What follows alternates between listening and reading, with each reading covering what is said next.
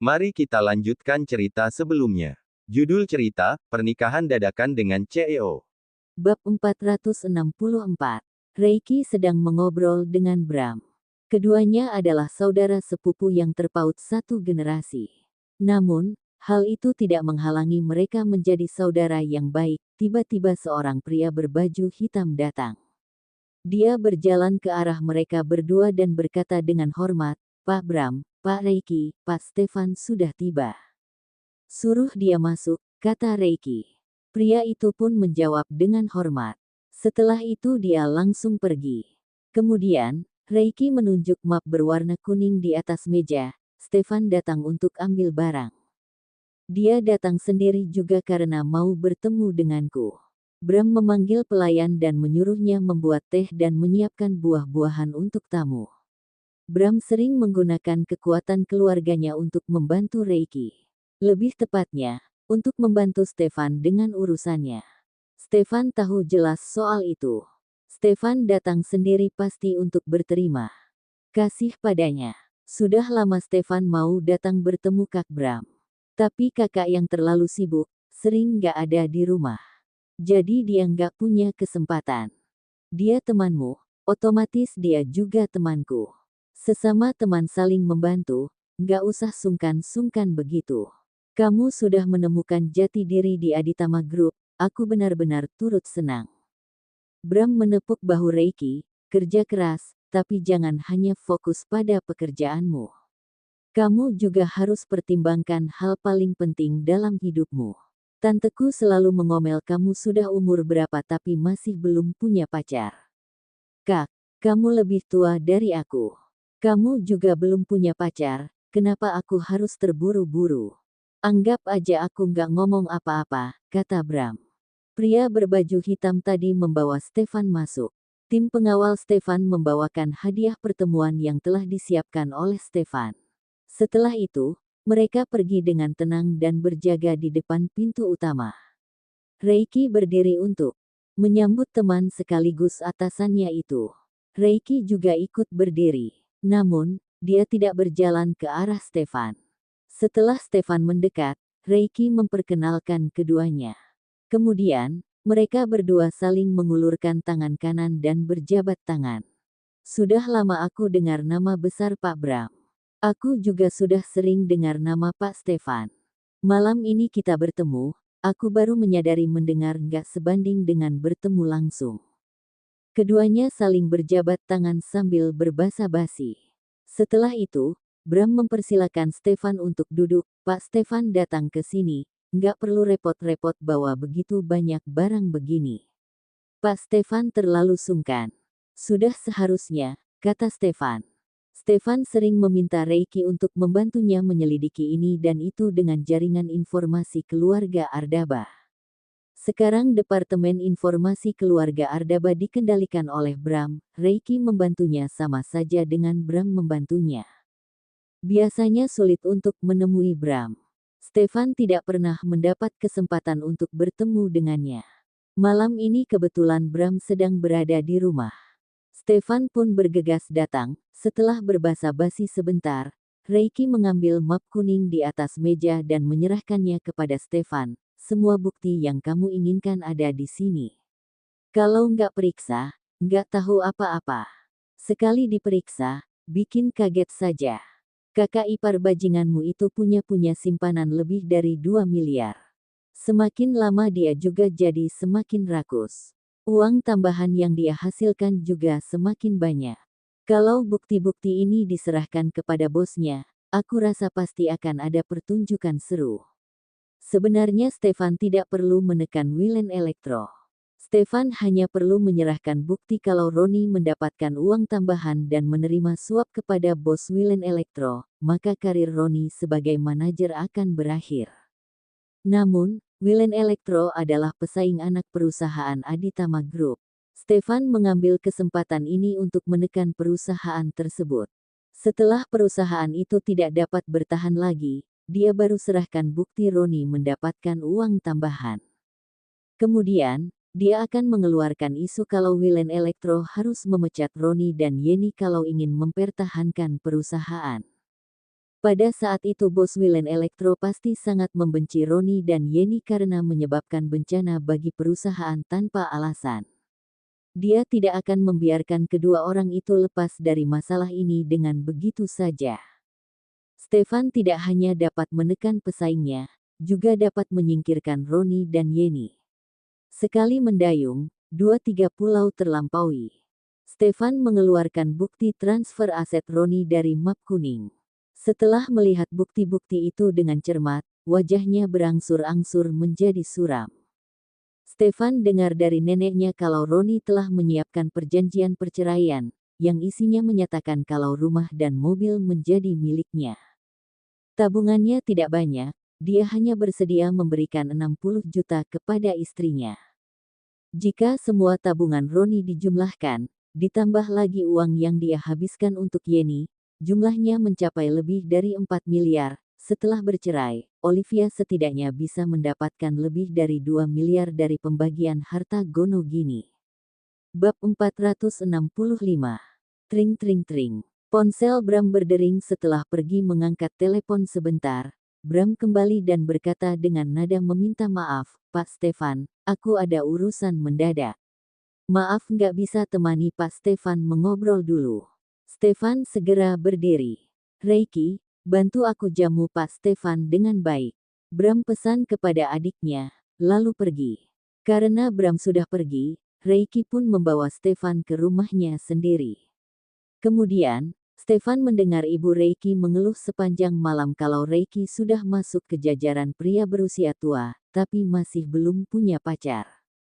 Setelah menggunakan berbagai alasan, Stefan akhirnya keluar dari rumah Reiki.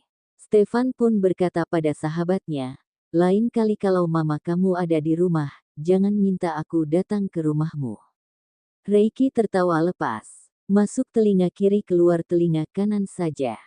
Bagaimana kencan butamu dengan Junia? Kamu nggak beritahu orang rumah. Kak Bram tahu. Kalau yang lain aku nggak beritahu. Daripada belum apa-apa, mereka semua sudah beramai-ramai pergi dan buat Junia ketakutan setengah mati. Stefan menepuk bahu Reiki dengan penuh simpati. Kalau kamu suka sama dia, kamu harus berusaha keras dan lepas dari masa jomblo. Kalau sudah nggak jomblo, mereka akan suruh cepat-cepat punya anak. Sudah punya anak, mereka suruh cepat-cepat punya anak kedua, ketiga. Mereka sama sekali nggak akan pernah berhenti. Reiki sama sekali tidak percaya setelah memiliki kekasih, kedua orang tuanya akan berhenti. Setelah Stefan setuju menikahi Olivia, bukankah neneknya juga masih terus mendesak agar keduanya segera punya anak perempuan? Junia tipe aku banget. Dia agak lugas, kalau ngomong nggak berbelit-belit. Kadang-kadang buat aku nggak tahu harus berkata apa dan nggak bisa membantah. Namun, itu semua bukan masalah. Karena Reiki memang menyukai perempuan dengan kepribadian seperti Junia. Kalau begitu kamu lebih inisiatif. Stefan sangat puas ketika mendengar Reiki menyukai Junia. Tidak sia-sia dia turun tangan sendiri jadi mak comblang. Reiki tersenyum, tidak mengatakan apa-apa lagi. Di bawah tatapan Reiki, Stefan membawa pengawalnya meninggalkan rumah itu. Keesokan harinya, Stefan pagi-pagi pergi ke Astute Residence. Dia telah menelepon Olivia lebih dulu sebelum pergi, Olivia pun pergi ke bawah untuk menunggunya. Setelah melihat mobil Stefan, Olivia langsung berjalan ke arahnya sambil tersenyum. Stefan keluar dari mobil, lalu tiba-tiba teringat dengan sesuatu. Kemudian, dia kembali dan mengambil seikat bunga dari dalam mobil. Olive. Stefan telah mengubah panggilannya terhadap Olivia. Begitu melihat Stefan memegang buket bunga di tangannya, Olivia langsung teringat dengan wajah Stefan saat pertama kali memberinya bunga. Wajah Stefan yang galau membuatnya sangat cemas saat itu. Setelah memberinya bunga, Stefan malah mengatakan kalau dia tidak memiliki maksud lain. Semakin pria itu keras kepala dan angkuh, Olivia justru semakin bahagia. Hal itu membuktikan kalau Stefan benar-benar tidak memiliki pengalaman dalam hal hubungan asmara. Stefan adalah pria dengan IQ tinggi tapi EQ rendah, serta lambat dalam memahami perasaan. Olivia justru suka dirinya yang membuat pria itu mulai memahami perasaannya. Suami yang baik harus dia latih sendiri, bunga ini, aku rasa. Stefan masih belum terbiasa memberikan bunga. Dia berusaha mencari alasan yang bagus, tapi malah mendapati otaknya kosong saat ini. Dia tidak dapat menemukan alasan apapun. Dia hanya tahu memegang buket bunga dengan kedua tangannya dan menyerahkannya kepada Olivia. Olivia langsung mengambil buket yang Stefan serahkan. Kemudian, dia menundukkan kepalanya dan mencium aroma bunga itu. Setelah itu, dia mengangkat wajahnya dan tersenyum, bunga ini indah banget, harum lagi. Aku suka banget. Pagi-pagi Olivia sudah menerima buket bunga dari suaminya. Suasana hati Olivia saat ini bahkan lebih indah dari matahari yang baru saja terbit. Stefan segera mengambil kesempatan dan berkata, "Kalau kamu suka, mulai sekarang aku akan berikan bunga ke kamu setiap hari. Aku akan cari waktu untuk pergi beli bunga." Bab 466. Olivia sangat senang karena Stefan memiliki niat seperti itu. Namun, pada akhirnya dia tetap menolak. Di saat Stefan terlihat cemas dan ingin mengatakan sesuatu, Olivia memegang buket bunga dengan satu tangannya. Kemudian, dia merangkul leher Stefan dengan tangannya yang lain dan menarik kepala pria itu ke bawah. Setelah itu, dia mendekat dan berbisik, "Jangan taruh terlalu banyak bunga di rumah." Lama-lama hati pemilik rumah jadi bercabang. Usai berkata, Olivia juga menepuk dada Stefan. Maksud perkataannya barusan adalah menyuruh Stefan untuk tidak mendua. "Stefan, memangnya ada pepatah seperti itu? Lain kali dia coba tanya pada Reiki." Olivia masuk ke mobil Stefan. Stefan juga kembali ke mobilnya. Sambil mengemudikan mobil, pria itu pun bertanya, bagaimana dengan kondisi Russell? Bengkaknya masih belum reda sepenuhnya. Tadi malam dia sempat demam dan menangis sepanjang malam. Pagi ini panasnya sudah reda. Dia juga sudah capek menangis, baru mau tidur sambil digendong kakakku. Setiap kali mengungkit soal Russell, Olivia kembali merasa tertekan. "Stefan." Olivia menoleh untuk menatap Stefan dan berkata, "Seandainya, maksud aku seandainya kita punya anak kelak, nggak peduli apapun yang terjadi atau akan jadi seperti apa hubungan kita, tolong jangan sakiti anak kita. Oke." Stefan tiba-tiba menghentikan mobilnya. Dia juga menoleh untuk menatap Olivia. Pasangan itu saling menatap satu sama lain. Mereka pun bisa melihat keseriusan di mata masing-masing. Stefan tidak pernah mengatakan sepatah kata pun tentang mencintai Olivia. Namun, perasaannya terhadap Olivia telah tertuang ke dalam tindakannya sehari-hari. Olivia juga tidak pernah mengatakan kalau dia mencintai Stefan. Akan tetapi, dia menjadi semakin bergantung pada pria itu. Mereka berdua sama-sama tahu kalau mereka telah masuk ke dalam dunia masing-masing sedikit demi sedikit. Stefan mengulurkan tangannya, lalu menyentuh wajah Olivia dengan lembut. Dia mencondongkan tubuhnya lagi, lalu wajahnya yang tampan mendekat. Di saat Olivia menutup matanya, ciuman yang lembut mendarat di kening, pipi, dan bibirnya. "Olivia, kalau kamu mencintai aku juga pasti mencintaimu dengan tulus. Hatiku juga sangat kecil. Kalau kamu sudah tinggal di dalam hatiku, maka hanya ada tempat untuk kamu, nggak akan ada tempat untuk orang lain. Hubungan kita nggak akan berubah. Kalau kita punya anak, itu justru kelanjutan kehidupan kita. Aku lebih memilih aku sendiri yang terluka daripada membuat anak kita terluka." Mata Olivia melebar, menatap mata Stefan yang hitam berkilau. Sorot mata pria itu begitu dalam bagai jurang tak berdasar, tapi juga memiliki daya tarik yang telah menarik Olivia, membuatnya tanpa sadar melompat sendiri ke dalam jurang itu dan tenggelam bersama pria itu. "Stefan. Aku rasa aku suka sama kamu." Stefan tertawa pelan, lalu mengecup bibir Olivia lagi dan berkata, "Aku adalah sebuah kapal yang sedang menuju ke daratan kebahagiaan. Kalau kamu bersedia, silakan naik ke kapal dan berlayar bersamaku." Setelah berhenti sejenak, Stefan kembali berkata, "Tapi, kamu harus pikir baik-baik dulu.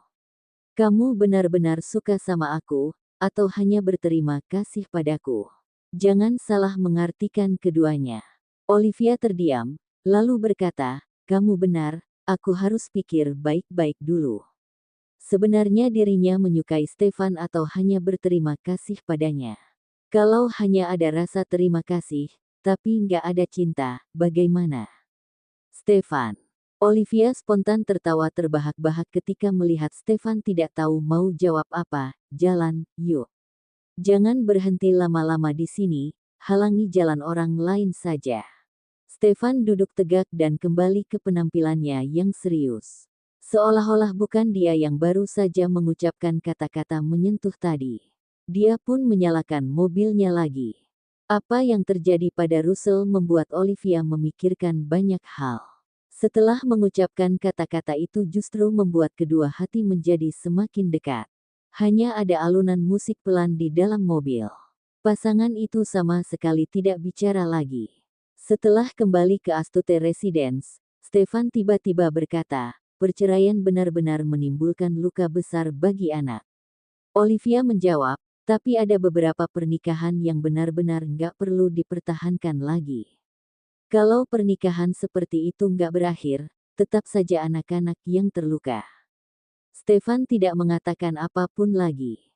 Bab 467. Setelah Stefan memarkir mobilnya, dia teringat dengan bukti transfer aset Roni. Dia pun memanggil Olivia yang hendak turun dari mobil. "Aku minta teman aku bantu selidiki transfer aset yang Roni lakukan. Temanku sangat hebat, dia langsung antarkan bukti ke aku. Aku taruh di kursi belakang, yang map kuning itu. Temanmu benar-benar hebat, ya. Dia bisa kumpulkan bukti secepat ini." Selain berterima kasih, Olivia juga merasa penasaran terhadap teman Stefan itu. Dia sangat ingin bertemu dengan orang itu. Padahal Olivia mengira akan butuh lama untuk mengumpulkan bukti. Bagaimanapun, Roni bukan sekarang baru melakukan transfer aset, tapi dia sudah mulai melakukannya sejak lama. Namun, teman Stefan sudah mengumpulkan bukti hanya dalam 1 hari. "Stefan, sayang banget temanmu nggak buka kantor detektif saja." Setelah turun dari mobil, Olivia membuka pintu kursi belakang dan mengambil map kuning di sana. Keluarganya ada yang khusus mencari informasi. Mereka punya banyak koneksi, sehingga kerjanya sangat efisien. Jaringan informasi keluarga Ardaba mencakup area yang luas. Kota Mambera adalah rumah keluarga Ardaba. Sehingga jaringan informasi di kota Mambera jauh lebih kuat. Boleh dibilang, selama keluarga Ardaba ingin tahu, maka tidak ada yang tidak bisa mereka ketahui. Akan tetapi, bayaran keluarga Ardaba sangat tinggi. Orang biasa tidak mampu membayar keluarga Ardaba untuk melakukan sesuatu untuknya. Aku selama ini mengira orang seperti itu hanya ada di novel. Aku nggak menyangka keluarga sehebat itu ada di dunia nyata. Setelah Olivia mengambil map kuning, dia meletakkan kembali buket bunga yang diberikan Stefan ke dalam mobil. Stefan menatapnya dalam diam. Olivia langsung menjelaskan, "Kak Odelina lagi bad mood sekarang. Kita berdua nggak boleh pamer kasih sayang di depannya." Usai berkata, Olivia mencondongkan tubuhnya lebih dekat lalu mengecup pipi Stefan. Kemudian, dia berkata sambil tersenyum, "Yang penting aku tahu kamu sudah kasih bunga ke aku. Ada banyak kesempatan untuk menunjukkan kasih sayang, karena itu mereka tidak perlu terburu-buru." Stefan merasa lega dan berkata, "Hubungan kalian sangat baik. Kami saling bergantung selama belasan tahun. Kakakku juga sudah banyak berkorban untukku. Dia lebih besar 5 tahun dari aku. Di saat dia kehilangan kedua orang tua secara tiba-tiba, dia juga harus jadi seorang kakak sekaligus seorang mama bagi aku. Dia yang membesarkan aku.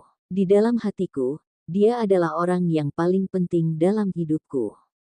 Olivia masuk ke dalam gedung bersama Stefan. "Hubungan kamu dan adik-adikmu juga sangat baik. Mereka semua menghormati kamu sebagai kakak pertama, juga menghormati aku sebagai kakak ipar meski baru bertemu beberapa kali. Stefan tersenyum, orang tua kami sudah ajari kami sejak kecil yang jadi kakak harus menyayangi adik, yang jadi adik harus menghormati kakak. Dengan begitu, keluarga dan segala hal akan baik-baik saja. Nggak peduli seberapa hebat seseorang, dia tetap membutuhkan dukungan dan bantuan teman dan keluarga untuk bertahan hidup di dunia ini. Sulit untuk berdiri sendiri. Stefan telah ditunjuk sebagai penerus sejak dia masih kecil. Setelah dewasa, dia mengambil alih Aditama Group yang begitu besar. Semua adik-adiknya berpusat padanya. Mereka saling mendukung dan membantu. Namun, beban terbesar ada pada Stefan. Stefan memikul beban berat sendirian. Bagaimana adik-adiknya tidak menghormatinya? Ada yang membantunya memikul beban berat. Stefan juga bisa menghormati orang itu. Mereka berdua naik ke atas bersama-sama. Sesampainya mereka di rumah, mereka melihat Bilesti tidur di sofa. Begitu mendengar suara pintu terbuka, Bilesti langsung bangun. Dia pun segera berdiri ketika melihat Olivia dan suaminya, lalu tersenyum dan berkata, "Pak Stefan, Bu Olivia, sarapan sudah siap." "Bilesti, nanti Bibi tidur lagi saja. Bibi sudah kerja keras beberapa hari ini." Bilesti bergumam pelan sebagai jawaban. Tadi malam, dia, Olivia dan Odelina tidak bisa tidur nyenyak karena Russell demam dan menangis tanpa henti. Olivia pergi ke kamar untuk melihat kakaknya dan keponakannya. Setelah melihat keduanya akhirnya bisa tidur nyenyak, dia pun merasa lega. Olivia menyentuh wajah Russell yang belum sembuh sepenuhnya dengan lembut, kemudian dia membungkuk dan mencium wajah kecil itu, lalu berbisik, "Russell, tante pasti akan tegakkan keadilan untukmu." Olivia keluar dari kamar kakaknya dengan pelan-pelan, berusaha tidak menimbulkan suara karena tidak ingin membangunkan mereka. Bab 468. Bilesti, kakakku dan Russell baru bisa tidur. Jangan bangunkan mereka dulu. Bibi tolong buatkan bubur biar mereka bisa makan pas bangun nanti. Bilesti mengangguk, "Baik, Bu." Mereka bertiga sarapan bersama. Olivia bahkan membuatkan dirinya sendiri secangkir kopi instan untuk menyegarkan sendiri. Selesai makan, Bilesti meninggalkan meja makan lebih dulu. Begitu dia pergi, Stefan langsung mengulurkan tangannya dan menggenggam tangan Olivia. "Olive," Stefan berkata dengan lembut, "mending kamu tinggal di rumah saja untuk istirahat. Aku bisa pergi urus sendiri." Olivia berbalik menggenggam tangan Stefan dan menenangkannya, "Aku baik-baik saja. Aku bisa bertahan dengan secangkir kopi. Lagi pula, sampai di sana mungkin saja harus bertengkar. Kamu nggak sebanding aku kalau soal bertengkar. Mungkin adik-adikmu bahkan nggak bisa menang dari Sela kalau bertengkar." Olivia tahu mereka semua orang-orang terpelajar. Mereka sudah pasti tidak pandai soal bertengkar. "Aku tantenya Russell." Russell ditindas mereka sampai jadi seperti ini. "Aku pasti harus ke sana untuk tegakkan keadilan untuknya." Kemarin Russell pingsan, aku hanya peduli pada Russell. Sama sekali nggak punya waktu untuk cari perhitungan dengan keluarga itu. Sekarang Russell sudah membaik. Aku sudah ada mood untuk cari perhitungan dengan mereka. Stefan menatap istrinya dalam-dalam tanpa mengatakan apapun. Olivia tersenyum, "Stefan, kamu jangan lihat aku dengan tatapan seperti itu terus. Kamu seperti sedang rayu aku, buat jantung aku berdebar-debar dan pikiranku jadi kemana-mana. Aku rasanya ingin terekam dan makan kamu." "Stefan." Tring tring tring. Ponsel Stefan berdering, telepon dari Kelvin. Setelah Stefan mengangkat telepon, Kelvin yang berada di ujung lainnya berkata, "Kak, kami semua lagi. Tunggu di pintu tol." "Oke, aku pergi ke sana sekarang juga." Stefan menutup telepon, lalu berkata pada Olivia, "Mereka semua sudah menunggu kita di tempat kemarin." Olivia cepat-cepat menghabiskan kopinya dalam 2-3 teguk. Kemudian dia berpesan pada Bilesti lagi. Setelah itu, mereka berdua baru meninggalkan rumah Odelina. Di tengah perjalanan, Olivia menerima telepon dari Amelia. Olivia, kamu sudah terima foto yang aku kirim ke kamu, kan? Setelah lihat foto itu, kamu merasa familiar, nggak? Amelia mendengar Olivia bilang ada orang di kampung halamannya pernah mengadopsi seorang anak perempuan. Oleh karena itu, dia berharap bisa menemukan sedikit petunjuk yang berguna melalui Olivia untuk membantu ibunya menemukan tantenya. Yuna, ibunya Amelia, akan pulang dari villa hari ini. Amelia sangat berharap ketika ibunya kembali, dia bisa mendapat kabar baik untuk ibunya dan membuat ibunya senang.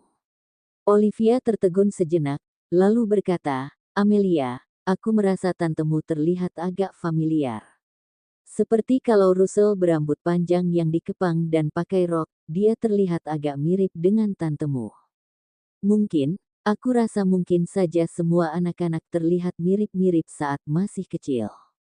Olivia takut Amelia akan salah paham kalau dia ingin sembarang mengaitkan diri dengan keluarga Amelia. Karena itu dia segera menjelaskan, "Amelia, aku nggak ada maksud apa-apa. Hanya saja, saat aku lihat lebih cermat, aku merasa Russell agak mirip dengan tantemu.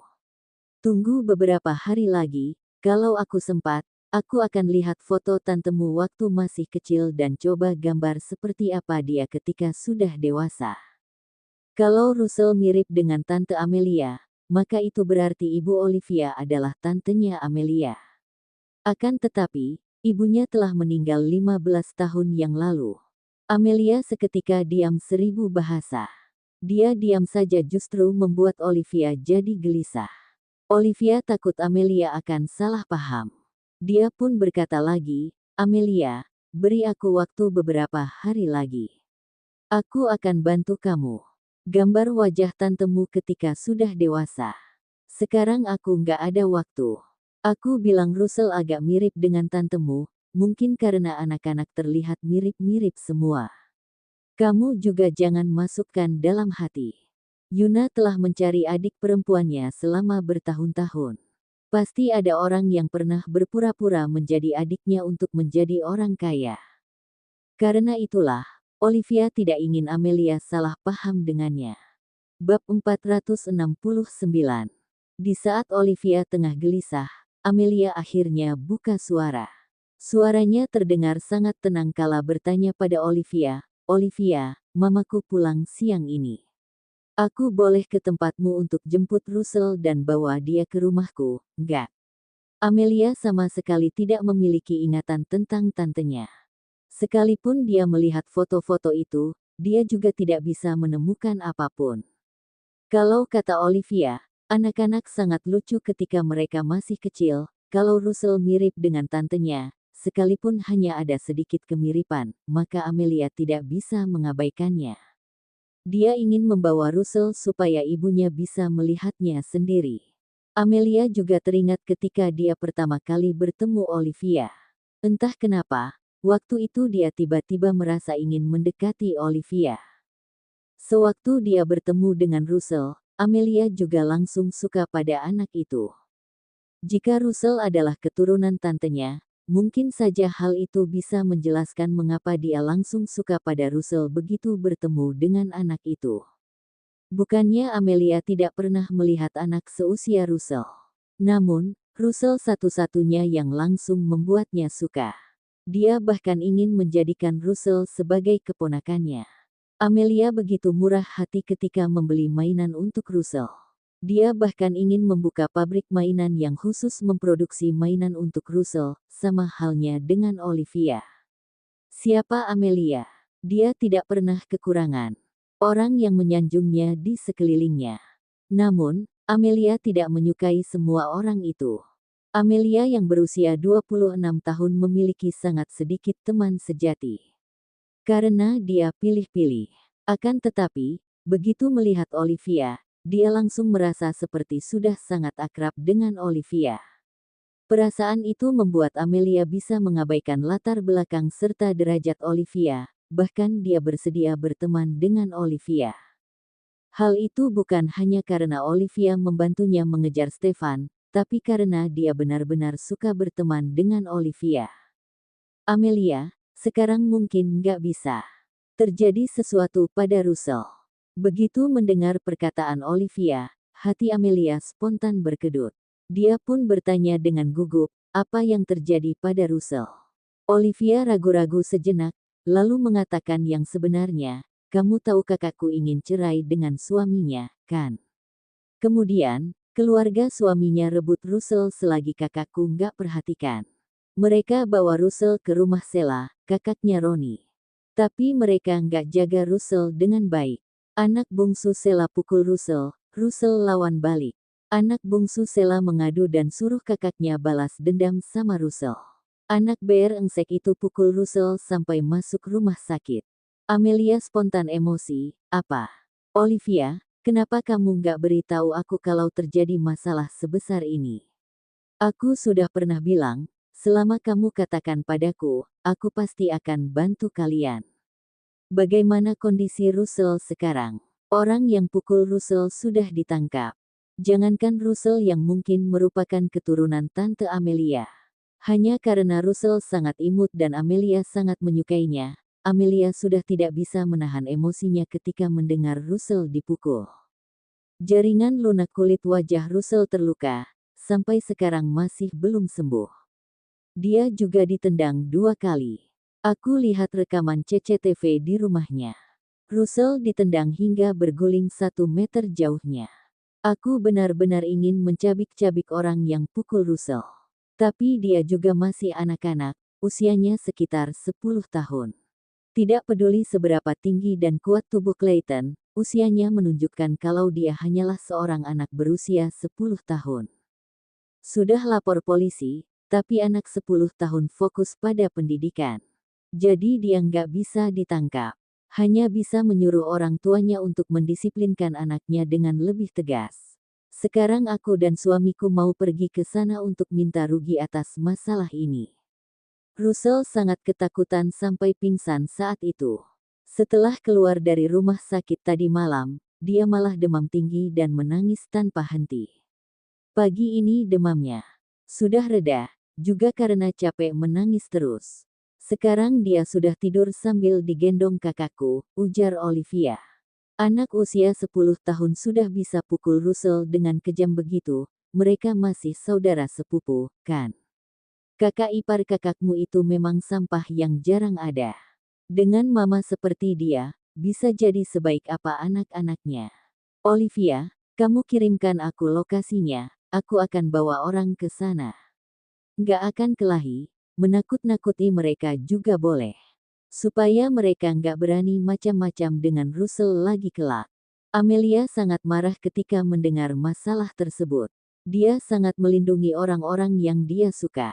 Tidak peduli apa tujuan orang itu memukul Russell, dia akan selalu memihak pada Russell. Suamiku sudah ajak saudara-saudaranya, sudah sekitar 8 atau 9 orang. Untuk saat ini kamu nggak perlu datang ke sini. Olivia berterima kasih kepada Amelia, tapi dia menolak Amelia datang dengan membawa orang. Emosi Amelia mudah meledak. Mereka pergi ke rumah Sheila hari ini sebenarnya untuk bernegosiasi. Kalau membawa Amelia bersama mereka, Olivia takut Amelia tidak bisa mengendalikan emosinya dan meledak. Ada adik-adik Stefan sudah cukup baginya. Suamimu punya begitu banyak saudara. Bab 470. Keluarga mereka keluarga besar. Terima kasih, Mel. Amelia merasa lega ketika mendengar suami Olivia telah membawa orang ke sana. Kemudian, dia berkata, Olivia, suamimu itu dari pernikahan dadakanmu, kan?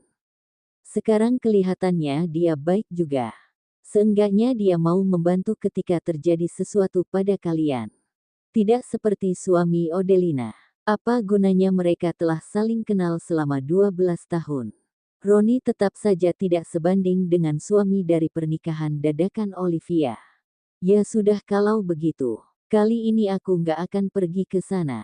Tapi lain kali, kalau kamu menghadapi kesulitan, kamu harus beritahu aku, kalau nggak, kamu nggak anggap aku sebagai teman lagi. Oh ya, kamu kirimkan alamat rumah kakakmu. Aku akan pergi ke rumah kakakmu untuk jenguk Russell. Olivia pun tidak menolak permintaan Amelia. Setelah mengakhiri telepon, Olivia segera mengirimkan alamat rumah kakaknya kepada Amelia. Sementara itu, Stefan selalu mendengarkan percakapan antara Olivia dan Amelia dengan penuh perhatian. Begitu tahu Amelia ingin bawa orang ke sana, tangan Stefan otomatis memegang setir mobilnya dengan lebih erat. Kalau Amelia datang, maka identitasnya akan terungkap. Stefan tidak ingin identitasnya tiba-tiba terungkap. Olivia tidak akan siap secara mental. Dia tidak akan bisa menerima fakta seperti itu. Belum lagi, hubungan mereka sebagai suami istri juga belum cukup stabil. Oleh karena itu, Stefan merasa tidak boleh terungkap secara tiba-tiba begini. Untung saja, Olivia menolak kebaikan Amelia. Stefan tidak menyukai Amelia. Namun, dia tidak dapat menyangkal kalau Amelia sangat baik kepada Olivia. Temperamen serta status Amelia memungkinkannya melakukan apapun yang dia inginkan tanpa harus menahan diri saat bertemu dengan masalah. Stefan pura-pura bertanya dengan santai, "Amelia?" "Iya, dia kirim foto ibu dan tantenya sewaktu masih kecil dan suruh aku lihat. Hari itu aku sudah lihat sekilas, tapi nggak menemukan apapun. Tapi waktu aku lihat dengan lebih cermat, aku tiba-tiba merasa kalau Tante Amelia dan Russell sangat mirip." Stefan sangat kaget dengan kata-kata Olivia sehingga dia hampir menabrak mobil di depannya. Dia pun menginjak rem secara tiba-tiba, sehingga Olivia mencondongkan tubuhnya ke depan. "Jangan ngebut, atau biar aku yang nyetir saja." Setelah itu, Olivia berkata lagi, "Kalau bawa mobil lebih baik lebih berhati-hati.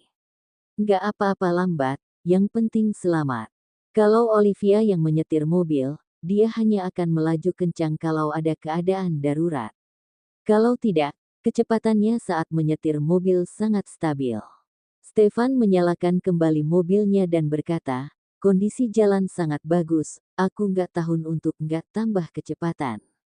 "Olive, kamu bilang Russell mirip tantenya Amelia?" tanya Stefan. Stefan masih berpura-pura acuh tak acuh saat menanyakan pertanyaan tersebut kepada Olivia.